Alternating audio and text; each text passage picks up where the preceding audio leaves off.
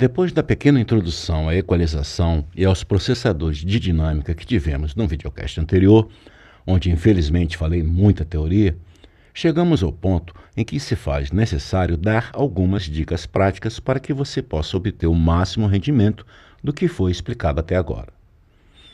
Espero que você tenha chegado aqui totalmente esclarecido e entendendo o funcionamento teórico tanto dos equalizadores como dos compressores e também dos noise gates, e que já tenha feito alguns testes em seu sequenciador de forma a assentar bem os conhecimentos teóricos. Se você não fez isso, sugiro que o faça, porque se assim não o fizer, você vai entender muito pouco do que explicarei daqui para frente. Em nenhum momento a minha intenção é a de sentar cátedra sobre como se deve equalizar ou modificar a dinâmica de trilhas durante uma mixagem.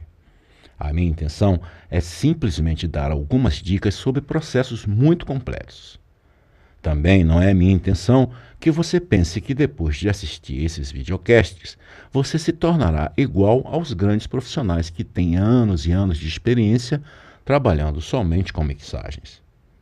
A minha intenção é de apenas apresentar algumas técnicas comuns e habituais que os profissionais utilizam, e que elas fiquem bem claras de forma que você possa aplicá-las para melhorar a sonoridade da sua música. Cabe aqui uma pergunta: por que temos de equalizar? Muitos músicos em seus home studios enfrentam a mixagem com a ideia de que se deve equalizar obrigatoriamente. Normalmente isso parece ser o correto, mas será que eles sabem o que se consegue com uma equalização? E se sabem, sabem realmente como conseguir? Não se preocupe se você está nesse ponto agora. Todo mundo, quando começa a se deparar com estes temas, se põe a usar e abusar de todo o material, em hardware, em plugins, sem saber realmente o que cada um deles faz, nem o que se pode conseguir. Antes de mais nada, temos que considerar que não existem fórmulas milagrosas, receitas de bolo, passo a passo, sobre equalização.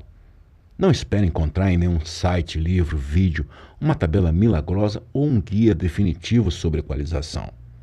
O que você pode encontrar são dicas e conselhos sobre como conseguir uma boa equalização numa determinada mixagem. No entanto, a grande verdade é: confie nos seus ouvidos, na sua experiência própria e no seu bom gosto. Outra coisa a considerar é que durante o processo de mixagem, e em especial a equalização, os seus monitores têm um papel fundamental.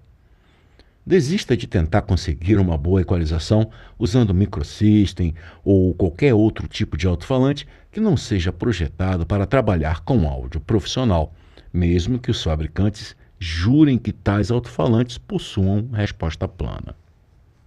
Para mim, a monitoração é o elemento mais importante da cadeia de áudio, e não podemos ter medo de gastar uma boa parte do nosso investimento para que possamos utilizar os melhores monitores. Caso utilize monitores medíocres, seria como pintar um quadro usando óculos fundo de garrafa, sendo que você possui a visão normal. Com a equalização numa mixagem, devemos conseguir duas coisas: corrigir as possíveis carências que uma trilha possa ter. Muitas vezes a captação através de microfones dos instrumentos musicais e da voz não são totalmente corretas como deveriam ser, seja por uma má acústica nas salas onde a captação foi feita ou por não se ter usado bons prés, bons conversores, bons microfones. Também pode ocorrer que as tomadas tenham sido realizadas em estúdios diferentes. Hoje em dia isso é cada vez mais comum. Atualmente se faz muitos temas em conjunto, graças à internet, com cada músico tocando em suas próprias casas. Imagine as carências acústicas de cada estúdio, que cada estúdio utiliza uma monitoração diferente, prés diferentes. Isso pode dar uma ideia da importância da equalização na hora de corrigir as deficiências que possam existir nas trilhas. Outras vezes, tudo está gravado tão magistralmente que todos os instrumentos soam maravilhosamente bem por si só. Quando isso acontece, é provável que as trilhas possuam componentes frequenciais que fazem com que a sonoridade de um instrumento em questão seja muito boa. Mas, na realidade, temos muitos componentes que realmente não nos fazem falta. Isso acontece quando trabalhamos com instrumentos virtuais, soft synths, e quem trabalha com eles sabe muito bem o que estou falando. Por outro lado, a equalização durante a mixagem deve assegurar que os diferentes elementos musicais se encaixem perfeitamente uns com os outros. Como já disse no videocast anterior, dois elementos podem vir a se chocar devido ao efeito de mascaramento, ou simplesmente podem não soar bem quando estiverem juntos. Temos que considerar que a finalidade da mixagem é, como seu próprio nome diz, a de mixar, de misturar. Então a finalidade é conseguir que todos os elementos do tema musical trabalhem bem em conjunto. Além dessas duas funções fundamentais durante a equalização da mixagem, podemos adicionar uma terceira função, não menos importante que as anteriores. Estou falando do uso da equalização como ferramenta criativa. Por exemplo, um efeito muito usado é o de usar uma voz telefônica ou radiofônica. Também é muito comum a utilização de equalização extrema quando trabalhamos com sintetizadores, já que podemos criar ambientes pads e sons solistas muito interessantes mexendo um pouquinho com a equalização. Podemos dividir a equalização em duas etapas diferenciadas. Por um lado, devemos resolver os problemas que a trilha apresenta. Por outro lado, devemos equalizar a trilha para que trabalhe bem com as demais trilhas.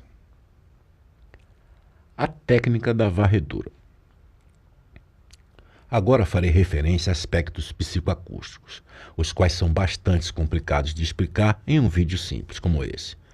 Os engenheiros de língua inglesa costumam falar de coisas como box, modal, boom, para descrever as qualidades de um som, o que soa muito bonito e refinado. Eu tentarei ser descritivo neste aspecto. A melhor forma de compreender tudo isso é pegar uma trilha, uma faixa de um CD comercial já mixado e realçar as frequências para ver o efeito que elas têm na percepção. A primeira coisa a conhecer é uma das técnicas mais utilizadas em equalização. Imagine que você tenha uma trilha de guitarra que possua uma ressonância estranha nas frequências baixas. Como podemos encontrar as frequências que não nos estão molestando? A técnica mais utilizada para isso é a varredura. Vamos ver como faríamos no caso dessa guitarra. Em um equalizador paramétrico, configuraríamos uma das bandas na frequência de 500 Hz.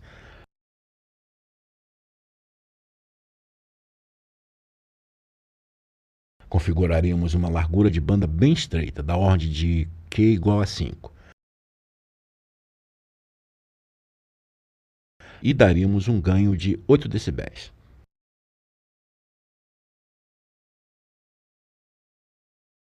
Lentamente, iríamos modificando a frequência para baixo até encontrar o ponto onde mais se notasse a ressonância problemática.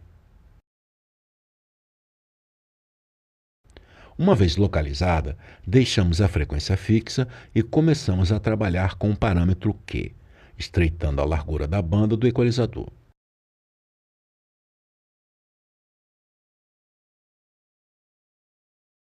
E o ganho até que tenhamos suprimido os efeitos da ressonância sem que a sonoridade da guitarra se mostre muito alterada.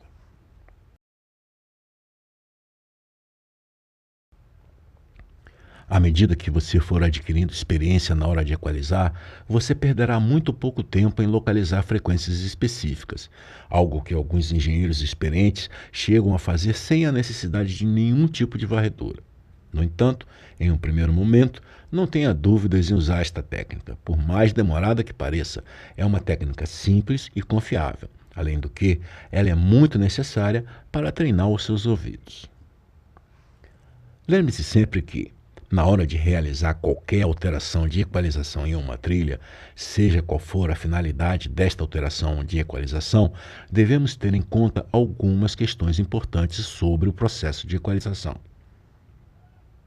Primeiramente, temos que saber que qualquer alteração em determinadas frequências afetam a forma com qual percebemos o restante das frequências. Isto se deve, em grande parte, pelo efeito de mascaramento que já citamos anteriormente, que é maior nas altas frequências, onde os níveis a baixas frequências produzem mascaramento. Portanto, se, por exemplo, atenuamos em uma trilha as baixas frequências, o mais provável é que as frequências altas depois da alteração serão percebidas mais claramente. Também é muito importante considerar que na hora de equalizar é muito melhor tentar recortar, atenuar, do que reforçar, aumentar. Ou seja, é melhor tirar do que adicionar.